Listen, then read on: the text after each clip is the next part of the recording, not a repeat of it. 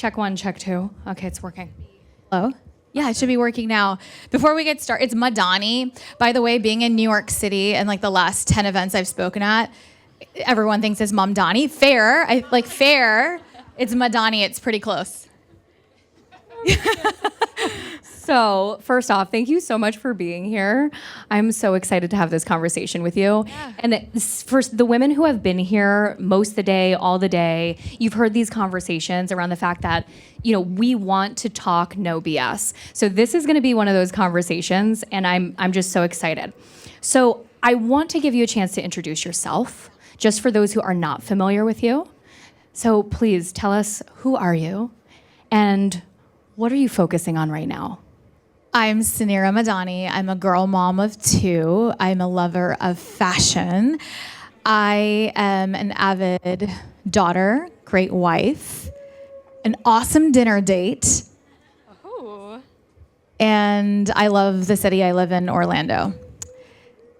Outside of who I am as a person, I am a serial entrepreneur. So that is probably why you are here, but I'd like to actually introduce my person self first now, post my exit, because I didn't know anything about myself, because my company was every single thing to me. And then post exit, you have to really learn about yourself. And you're like, oh, I'm a person. But I'm a serial entrepreneur. I built my first fintech called Stacks Payments. I'm one of 27 women in the United States to ever start, build, scale, sell a company valued at over $1 billion. I sold in 2020 to private equity. And then 2021, recapitalized the business and sold it again at my Series D. A thing or two about M&A and exits. I've raised over $250 million in venture capital. I led a team from 0 to 400 employees. I've acquired companies. I then, post my exit, was able to, become an investor. So I've invested in over 60 plus startups and various funds. I sit on some incredible boards, both philanthropic as well as private boards. And I started my second fintech, Worth AI, which is also in financial services, and we're building the business credit score. That's what I do as my day job. When I have 0 free time, outside of also being a mom, my kids are here, by the way, in New York with me. I have a podcast called CEO School that I started in 2020 upon my exit, because I was tired of listening to how he built this, and I wanted to learn how she built it. And so in 2020, I started the podcast out of my laptop during COVID, and it has scaled from the podcast into an amazing community called CEO School. So if you've ever heard of it, we throw amazing events for female founders, but it's really focused on the education side of going from founder to CEO and scaling up your company. And so those are the hats that I wear. Well, first off, that's amazing. I want to go back to something that you said earlier, which was like, I didn't know, I'm going to butcher this, but I didn't know how to introduce the person because the business was everything. Now, let me ask you, is that necessary though? When you're building, especially, we were talking earlier and I made a comment that you don't have to be $1 billion business to be successful. There's a lot of women in this room, and Alicia Pennington was up here earlier. There's a lot of women who they build a company from nothing, they sell it for $1 million, and that's life-changing. But for those who are building a unicorn, building a $1 billion business, is it necessary to have to make that your sole focus? I think that's a really great question. And first I want to say, I didn't know I could go build $1 million company, let alone $1 billion one. And so I think the first thing that I'd like for you to hear is to just uncap yourself, because we cap ourselves before it's even possible. So we don't, and whether the goal is $1 million business, a $10 million business, whether it's an exit, whether it's not an exit, whether it's an incredible lifestyle business that you've created, it doesn't matter what the goal is, but it does matter that you give it your full attention. I do think that does matter, but don't cap yourself in what it could be before you even, before you get there. And I think for me, I definitely kept doing that to myself, because I was like, we're gonna go until this next point. There's always a point, it's like to the million, then to the 10 million. That is like when I have 10 employees, when I have 50 employees, then life gets easier. Like there's always this like when I have moment, and I'd love for this to be interactive and like get a raise of hands of like if you ever feel that way. And what I want you to know is that it never gets easier. Like, I swear, it never gets easier. And for any exited founder or a founder that is like a few steps ahead of you that has already been there, she too is going through that next mountain that's going to be there. So truly embrace that journey. And I hope you're having fun doing it. And so like, don't lose yourself in doing it. But staying focused is so incredibly important. And that's something that I think that as women, I'm going to say some really hard things because you asked me to be brutally like, so Maggie did ask me to come bring it today. Good. And I'm going to bring it because I think that as women, we're doing ourselves a complete disservice. We are distracted in our businesses. And I think that there is a lot of noise in business, and it's not our fault. I mean, social media and what we see our friends doing. And then, we have our competitors, and we're so focused on the outside versus actually focusing right now 2 feet into the ground into our business.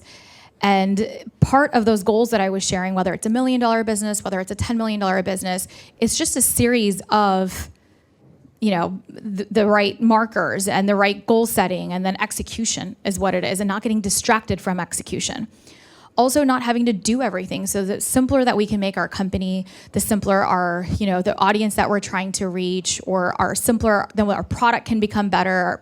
Our message is a lot clearer. So focus is something that is so important across the board for us. So if we as founders and visionaries, our job, like part of, I have ADHD, and I know a lot of founders have ADHD. Our brains are designed, especially as women and high performing women, our brains are actually designed, we can carry a lot of capacity. Okay, we have so much capacity. We can keep so many tabs open. And literally sometimes at the end of the night, I will like close a tab, close a tab, close a tab, like literally like a computer, like closing tabs. We've got so many tabs open. And that's what also makes us really successful, because I can carry so much capacity. I can do so many things, and I can task shift, and I can regroup and prioritize. And I can like literally, if my kid was here, focus on what needs to get done here. Or if I'm doing my podcast today, or if I'm, walking into Worth and it's like an all hands team meeting, like I can shift and really bring it with execution in that level. But also if you look at men, they suck at doing multi things. Like they really do. And their brain capacity, like literally their frontal cortex, can only handle one thing, where ours can handle multiple things. Now that's our superpower and our Achilles heel. And so it is important that we do stay focused to say, okay, there's all of the ands, but what right now is the most important? And I'm not talking about productivity in that lens. I hope you understand what I'm saying. Like it is about, right now might not be the time to start that podcast. Right now might not be the time to have that personal brand, and to do this, and to do the marketing campaign, and to run an ads agent, like add the ads in, and versus maybe we just need to get our organic content up and like focus on getting that up, so that our organic, whatever that marketing campaign strategy is, then we can add the ads.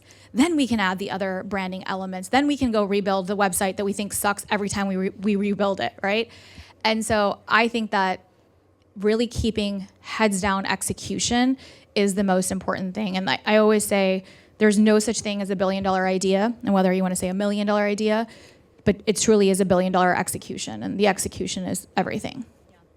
So actually, this is my I love this, by the way. I got this gift from I was actually Maggie. just thinking to myself, I was like, I wonder if anybody noticed. So anybody who knows me already knows what that is, but I have these like little stress balls, because by the way, like even though I've been up here like almost all day, I get really nervous before I get on stage, before I even go into a room with like more than 1 or 2 people. And so I have these little baby stress balls that I carry around, and they like are easily hidden too. I've actually had them like in my hand on stage. I'm like tossing it. Yeah, you were like, oh, now it's gone. But I was gonna share. That's the ADHD in me. So psychologically speaking, men, Yeah. their brains, oh my God, their brains are wired in a way where it's like only one thing at a time, and there's like file cabinets. Think of it like file cabinets in their brain. And so a man, psychologically speaking, the way that they were designed is to only file one thing at a time. That's also why they can basically be like, oh, I'm not going to think about that right now. I'm going to think about something else. And then they go. Women, our brains aren't like that. So literally what you just shared is absolutely psychologically true, because women, our brains are like free flowing highways. Like we just have so much going on, but that is how our brains are wired to work. So like being able to multitask is our greatest strength. It really is. And I think that's why a lot of women in business end up succeeding past their own imaginations, because they can do so much more and they don't really realize it until they're in it. No, absolutely. But as long as we're sticking to whatever we've set out strategically to do as a company, right? And so when we are getting, we're able to do a lot, but does it actually contribute to what the next steps are is what we need to ensure that's there. And for me, my system of like keeping myself in my lane, or how I was able to do that, is my pillars of scale. And so I think that founder mode, and I talk about founder mode, and I'm sure you're going to ask me that question. I'm sorry if I'm like skipping ahead. But we need to switch. We're such incredible founders. Founders are passionate.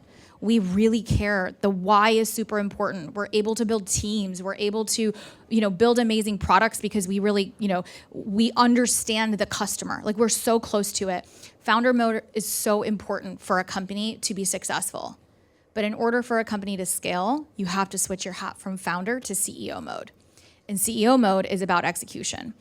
And so when you look at, okay, here's my plan, and I swear by building like a true annual operating plan, and which is a series of like a financial like forecast and a financial pro forma for the company against like, here's our products, here's what our initiatives are, here's like 3 things we're gonna do this year, and that's it. And then every quarter ensuring that we're focused on those 3 things. We're focused on the revenue objectives and the pillars of scale: people, process, and profit, right? Those are the three things that like every single week I'm like, okay, how am I doing against these 3 things, people, process, and profit, to keep me on track in CEO mode. But I do think that there is a shift. And when my company scaled out of like founder mode into when I put that CEO hat on, and I didn't go to CEO school. And like, that's what I do share. Like I didn't go to CEO school, but there is a playbook to scale companies. And I think that it is important to put that hat on if you want to achieve scale. And why wouldn't you want to achieve scale? So like when you're not scaling, everything feels super chaotic. It feels disorganized. You don't have the right people. You're constantly doing the same things over again. And you're like, I can't seem to break through. So I'm gonna ask you guys, like, you feel stuck, right? Like that feeling of stuck. Like I've gotten to, whether it's $1 million in revenue, you're at $2 million in revenue, whether it's a team stuck, whether it's a product stuck, whether it's stuck in visibility or stuck in marketing, that feeling of stuck, that is when you have to shift to say, hey, I'm in founder mode. How do I step into CEO mode? Because CEO mode is that's just a business equation. Like, what do I have to do to go solve for that? And you get focused on that. And that was one of my questions, was like, you're going from founder to CEO. Yeah. And something that I see a lot is it's so common and I've had a lot of conversations about this, so I want to get your opinion on it. But when you fill out the Luma or you sign your name and you say founder and CEO. So in the last year, I did this very little thing for myself where I started saying CEO and founder. Because for me, just again, psychologically, was like, no, I'm the CEO of this company. Sure, I'm the founder. It's kind of like, I heard somebody talk about like SNL and, when like TV shows are created. The creator is always the creator. Like that doesn't change. So the first episode, whoever's name is on that episode is actually the creator forever, even if somebody later comes in and changes it. So like you don't have to keep, in my mind, proving to other people you're the founder. You need to be, and I hate to use this word with this, but proving that you're the CEO. Because you're learning how to be the CEO. Like you're giving yourself the title first and then building yourself and becoming the CEO as you're building. You don't need to prove anything, Maggie. Yes, that's true. You don't need to. The wording was bad. No. But I hear you. I love the shift, and I love that is really important. Going into CEO mode is important. You don't need to prove anything because proof is in the pudding, right? Like proof is in a company that is scaling. Proof is in when things are working, and there's going to be I'm at every stage in your journey. There's always that next mountain to climb, like until you get to, and even post exit, like it's not easy as well. So even after you think you've made it, I remember, the I know that like when we made it to 160 million in revenue, we're, doing our Series D fundraising. I'm doing 40 fireside chats. Like I know my business inside and out. Even at the exit, like even after signing the paper, there's still like, the next board plan was like, here's a $2 billion company. Like the work will never end. And so it is important for you to, like, you don't need to prove, like, I think for me at that time, I did have that chip on my shoulder, and I think that's part of success too. Like when you have that chip on your shoulder, you have something to prove. I was rejected more times than I can count by, every single bank, by every single investor, by every single everything constantly. Like I'm just so used to being told the word no, like it doesn't faze me anymore. And that's like, it's like a great place to be, but it's really sad too. Like it really is, it's hard, but I just, I was able to put aside, like, it's just business at some point. And okay, what's my next point in my outcome that I need to get to? But that chip on my shoulder was really important, and something that was important to me. And I hear you when you say this, because I really did want to be CEO when I exited the company. And more times that I could count, I had a million, even, advisors within my company and my board that was trying to pull me out of the CEO seat. Right? Because they didn't think I was good enough or that I didn't have the experience. And so you're right, I was trying to prove something to them, but it was to myself. But at the same time, I always had it in me. I didn't need it for other people if I could just focus on the execution. And I look back and I think like there's so many things that I've said. I've had a podcast for 6 years, and now I'm kind of reflecting on and building a second, company again. And I have CEO school as a business as well. And I see a huge difference. Within 18 months, I was able to take the second fintech, because business is business and there's a playbook in business to scale, and, raise the capital that we needed, $30 million. We just closed our Series A with American Express. We have every bank that is like one of our customers. We have a team of 60 already. We're past the 8 figures in ARR and revenue, which took me like 6 years to do, like first time around. And yeah, there's a part of like, I've done it before. And so there's a confidence there. But if you look at my company CEO school, which is like a purpose driven, like I'm so emotionally attached to it that sometimes I can't get into CEO mode here. Versus, I'm not saying that enterprise tech, I'm not, like what we're building is really important. My team is really important to me. But I can shift in I do think the way that I conduct myself in business at Worth, like I am conducting myself with it's just business. And I'm like, here's what I need to do. And I can get into CEO mode versus when something is so deep in your heart, it's tough for me because business is so personal that I end up back in constant like founder mode. I can't seem to scale it out of CEO mode. And so I'm just sharing that in real time, take it for what it is, like two literally juxtapositions of my life. Also, I think serving women is like an entirely different, like versus like men sometimes are just easier to do business with. Like, because it is so simple. And I'm gonna say it. And I wish it was a lot easier to do business with women. And I do think that there is something that we do have to learn. And for the last 6 years, I've been everywhere, all about female founders, which I still am.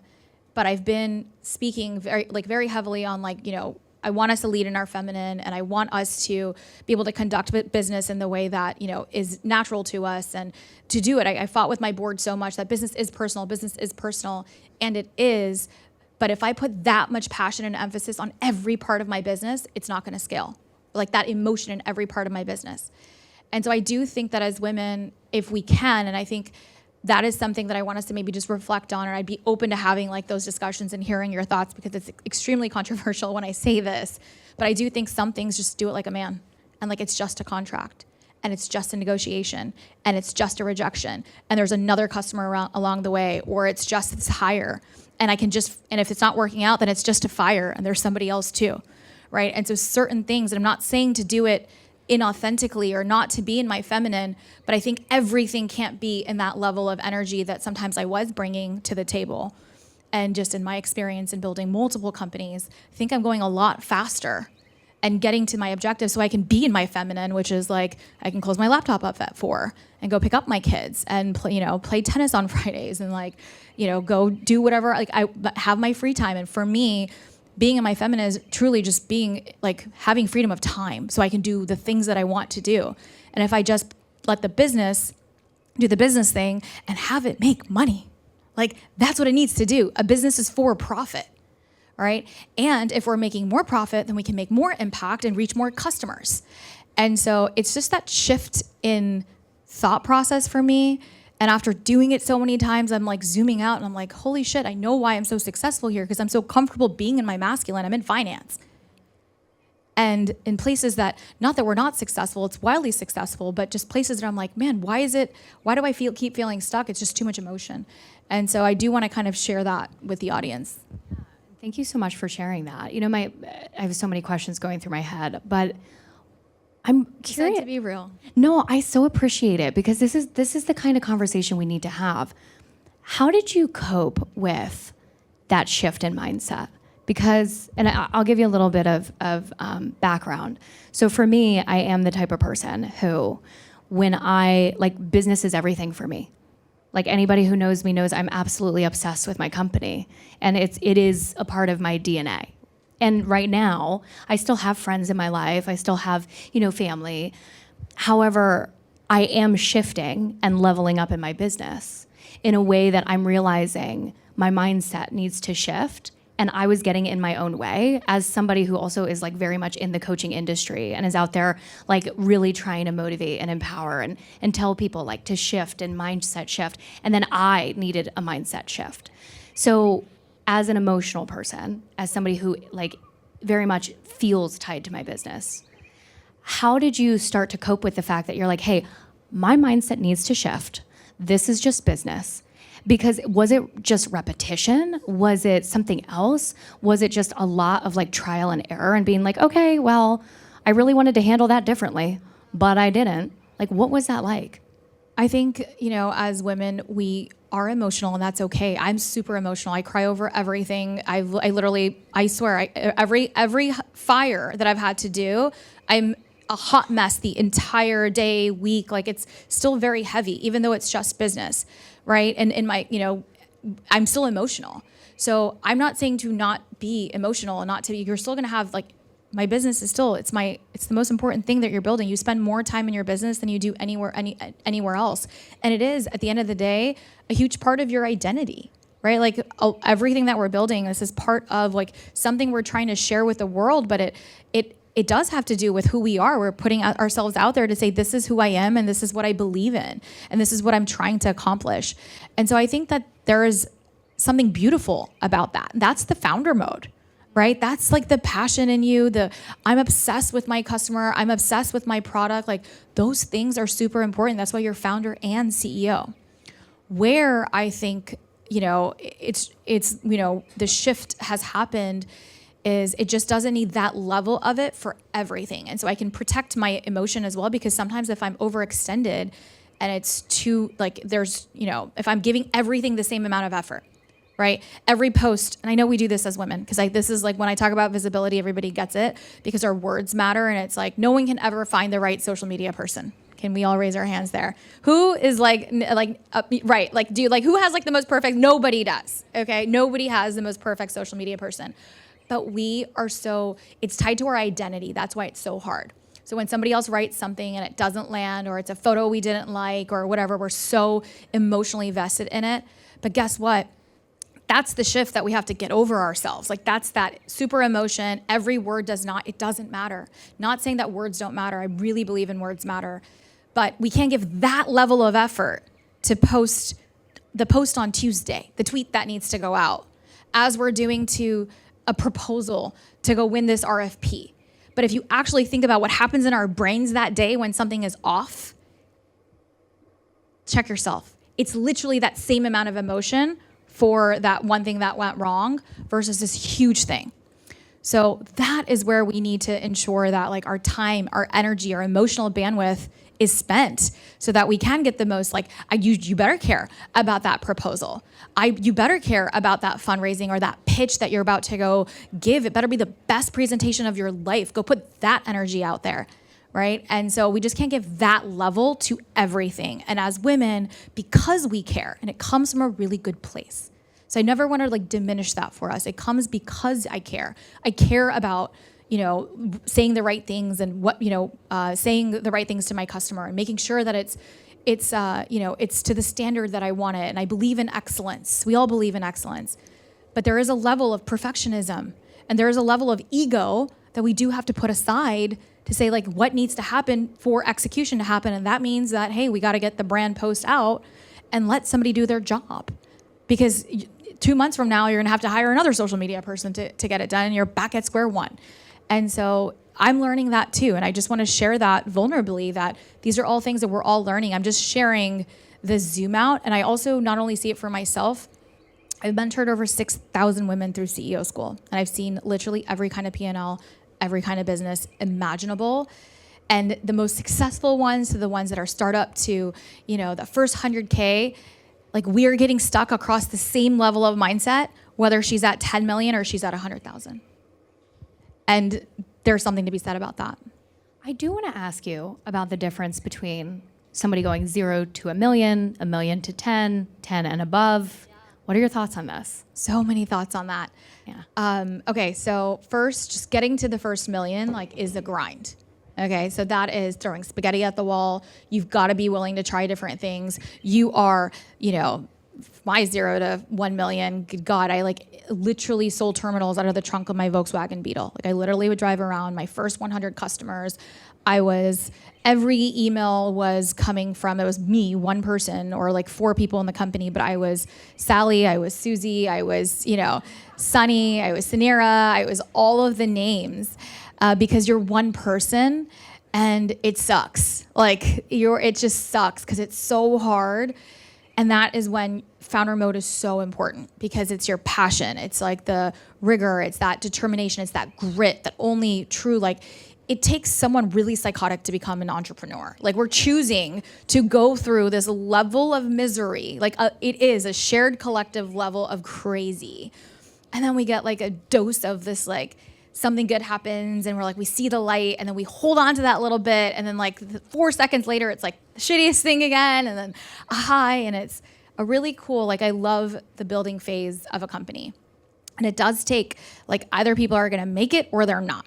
That is everyone gets ideas and they get started.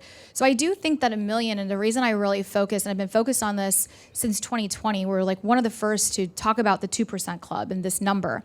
I was actually speaking on a million panels and on stages because we had raised venture capital. And so we were speaking around, on why women aren't getting venture capital. Suneera, tell us about, how you got venture capital.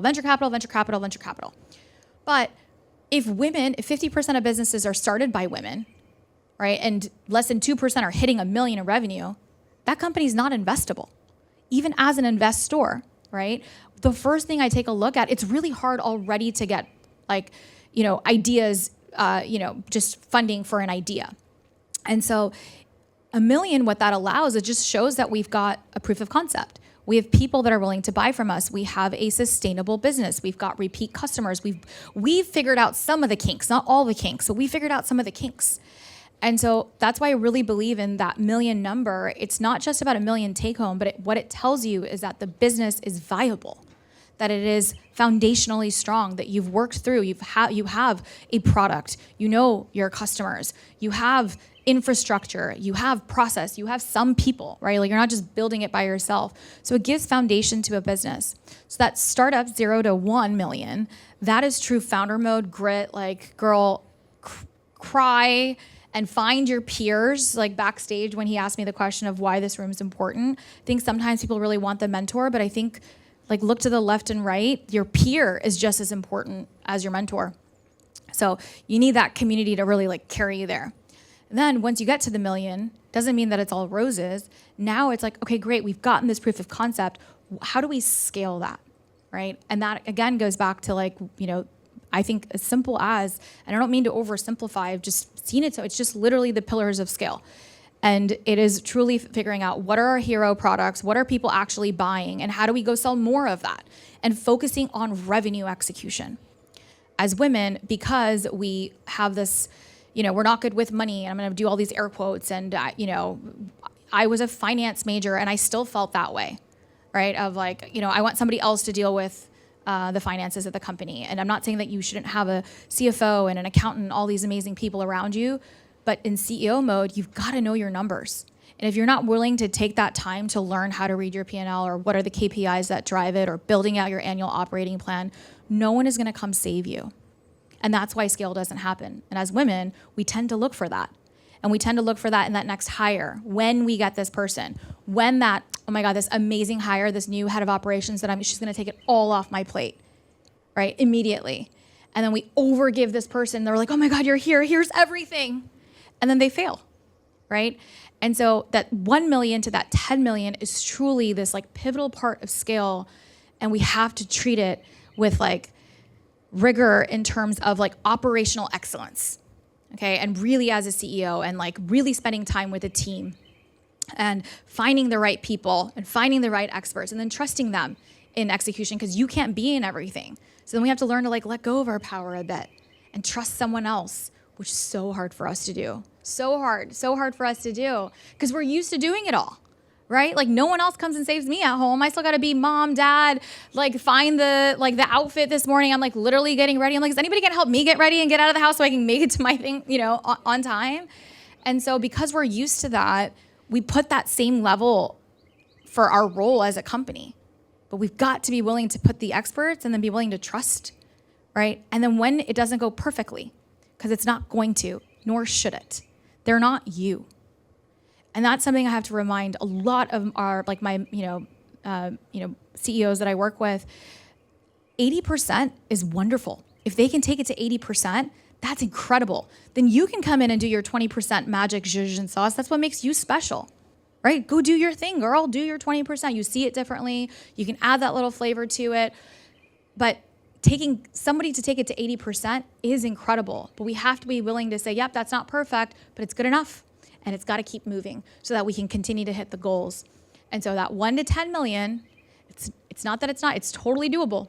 We did it like again in the last 18 months, 1 to 10 million. It's literally saying, okay, it's good enough, we move the needle. It's good enough, it moves the needle. And you do a series of that again and again, and you start repeating that, it starts becoming habitual. And things start to become less emotional. And you're like, okay, cool, this is working. This is cool. I'm not having to do the thing, and it's getting done. And sure, I'm going to see something that I didn't like fully love, but the product newsletter went out or that customer got, and you'll start being surprised too. And you're so proud. And when that happens, and like, you're like, wow, like this is working. And so that's process, right? And it's instilling good process. So people, process, and focusing on profit. So that's that 1 to 10 million playbook. Wow, don't we just all want to sit here for like hours and like listen to her and hours? Right? I could go for hours. I have like 400 plus episodes. Like, I don't know. My mom listens to it. Well, my last question for you, because you're so passionate about helping women. And I do know that there might be some opportunities in the future for women through your accelerator. Yes. So I would love to give you an opportunity to kind of talk about that a little bit.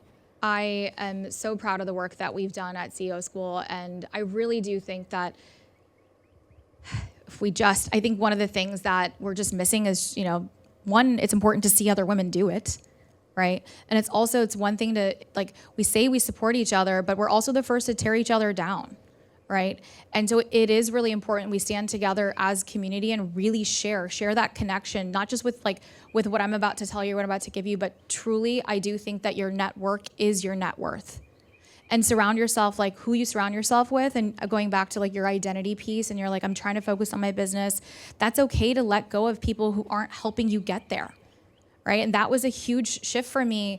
And I felt so selfish, and I'm also an immigrant daughter, and we could spend hours talking about like my mindset. I'm the firstborn daughter of a firstborn daughter of a firstborn daughter, and I have a firstborn daughter too. It's, but a lot of like just too much emotion, and like hard to, just a lot of people pleasing and not setting up the boundaries and being okay to let go and say, I'm moving on in friendship, in life and business. And so I do think who you surround yourself is everything, because iron sharpens iron. Okay. So if you have a woman in your circle that is the negative one, that is talking crap, everything is so hard. Yes, it's hard. Right. And it's hard for all, it's hard. I'm not saying like we're not going to be good friends, but check your circles in life and in business, and especially in business. If you're looking to scale, really surround yourself with the one who's like, we've got this. Like, don't discount that cheerleader in the group. And also the one that's just a few steps ahead of you, right? That's also important. And like surrounding yourself with the right women is just right. And it's not just women, and men. And I believe in that. I think men are equally important for us in business.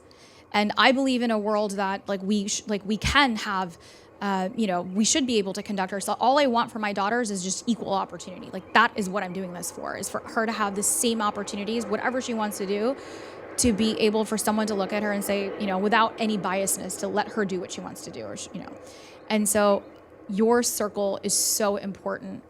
And you don't just want the women around you that are like not actually contributing, not giving you the connections, not supporting you. And so check your circles. It's really, really important. And I go through I have to do every year I do an exercise, and it's kind of judgy, and I do it by myself, and I literally do a plus and minus against people in my life. And I'm like, did they? It's the truth. It's the truth. It's the truth. And I encourage you to do it. And put a positive, a plus sign against someone that has added value to you. And negative to the one that's constantly you're giving. I love her. We'll do this exercise afterwards. It's so important. And I'll tell you why. Because I'm such a giver, right? You're such a giver. And it's important to give, but it's also important that these people are also adding value into your life. Otherwise, it becomes draining in whatever capacity. So just do the positive. You don't have to share it with them, okay? But put a positive and negative next to the people in your life, and it's going to surprise you. You'll be like, damn, this year I spent so much energy and effort, and why are you doing it? And it's probably you feeling some sort of guilt or something else. I'm not saying that you don't need to be there for them, or you cut them off as friends or cut them out from your circles, but it is important for you to see where you're spending your time, because their mindset does affect yours. Negative begets negative, okay? And that is something I also see, and I'm going to talk about it, especially as women. If you have a friend that is the one who's talking shit about anything, that's what, that is a check for you. She's doing that also for you too. And so just let's just cut it out. So when a woman says anything, even negative about, let's say, something that happened today, and I'm not making this up, coffee's been great or whatever, but the coffee wasn't hot or whatever, there's points of it, sure, that might not be important, but watch for that, because the compilation of that is who you, is also your identity with who you're with. So I think that's super important. But going back to the playbook and the accelerator. So I think your network is really important.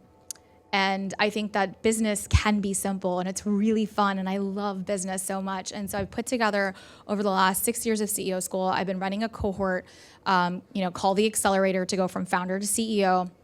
It is a 12-week certification. And the reason why it's a certification, because I've tried every which model of it, and as women, we just love a nice report card, okay? And we won't complete things unless there's a prize on the other side to say, I did the thing, and get that level of validation that we did it. And I kind of wish I had something like this, because I always had it in me, but I needed someone else to say, hey, you are a CEO and you did that. And so I've put that together. It's all my playbooks on scaling. It applies to every industry. You are going to be so much sharper after you do it. It's a no-brainer. We're partnering with Zant on this, so I'll let Zant share all the details of the next cohort that's coming up, and it's incredible. So I hope to see you inside of the CEO School Accelerator, help you go from founder to CEO. I hope you bring a friend, the right friend, the next 5 friends, and I hope they're all positives in your business and in life. Who's the right person? Female founders is the right person, and there's 2 tracks. So there's a startup to 1 million. Okay, so there's a track that's startup to 1 million, and there's a track that's 1 to 10 million plus.